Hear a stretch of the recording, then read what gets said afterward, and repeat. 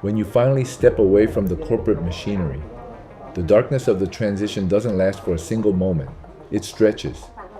You enter a long, winding, claustrophobic corridor where the old titles, the support staff, and the structural safety nets are completely gone. Your immediate reflex in this dark space is panic. Your brain screams at you to move faster, to launch an agency, accept a safe mid-market board seat, or register an LLC just to feel like you are making progress. But moving fast in a low-clearance environment is how you capsize the asset. You have to learn to sit with the silence. You have to find the steady, unhurried rhythm of your own execution before you ever look for the exit.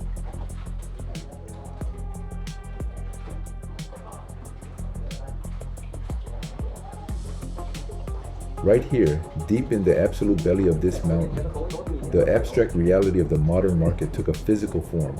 I sat next to a young man throughout this entire course, watching him navigate his own transition. He is sharp, highly capable, and intensely driven. Yet he is hitting a wall because the macroeconomic landscape has fundamentally rewritten the rules of engagement. Watching him fight for a foothold in the dark forced me to look at a brutal truth that most transitioning senior executives completely ignore. Your historical credentials are no longer an insurance policy. The senior VP or director titles you held 5 years ago carry zero equity in the economy of tomorrow. The old matrix conditioned us to believe that our corporate pedigree would automatically guarantee market demand when we went independent. It is an absolute delusion.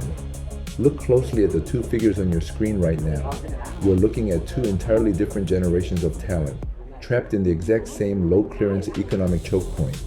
If a leaner, younger AI-native operator decides to target your consulting niche with a fraction of your overhead, what is your actual defensive moat? Are you relying on obsolete methodologies just because they used to work when you had a corporate logo backing you up? The daylight has arrived and it has exposed your business model. Stop hiding behind your past resume. The valley doesn't care who you used to be.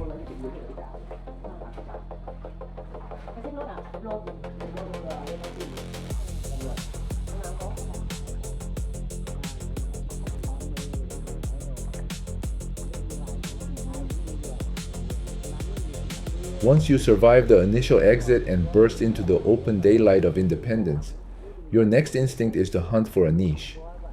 You hug the operational terrain closely, navigating around massive legacy obstacles, searching for that elusive, uncontaminated blue ocean where you can build your practice without noise. And for a fleeting moment on the water, you think you found it. The river gets narrow, the water turns gentle, and the ripples from other operators vanish. It feels quiet, it feels safe. But in a globalized, hyper-commoditized economy, the quiet water is an illusion. Look at what happens the moment you round the next bend. Suddenly, the channels from every other course converge. You look ahead and there are 4, 5, then dozens of identical boats rowing in the exact same direction, while others are rushing past you the opposite way. This is the moment your independent consulting group hits the reality of the open market. The second you step onto the public playing field, you realize you aren't special. You are instantly thrown into a hypersaturated convergence zone, competing with thousands of other displaced VPs and directors who are all chasing the exact same mid-market advisory dollars. We're not going to the cave using again, the exact same corporate buzzwords. Yeah. No, this is the third cave. Okay, last cave? Yeah, this is the last cave. And then we have one more sacred location. When executives realize how crowded the market actually is, they panic a second time. They start stopping at the same superficial vanity shrines as everyone else, chasing empty social media metrics and building hollow marketing frameworks just to look substantial. Look at this prehistoric construction approaching on the right. From a distance, it looks ancient, massive, and permanent. It looks like a monument. But as your boat gets close enough to skim the foundation, the truth is exposed. It's an abandoned movie set. It is a hollow fiberglass, plaster, and props. It has zero structural depth. This is the ultimate trap of the second act. Most transitioning leaders spend months and thousands of dollars building a corporate mirage, fancy logos, complex frameworks, and impressive marketing slide decks that are entirely hollow on the inside. They build a set instead of a business. As this course comes to an end, your directive is clear. Do not build a mirage. Strip away the vanity metrics, drop the corporate ego, and look at the raw water beneath your boat. Your second act cannot survive on props. It requires an unfakeable, deeply operational capability that solves a painful real-world market problem. Build something real, or don't launch at all.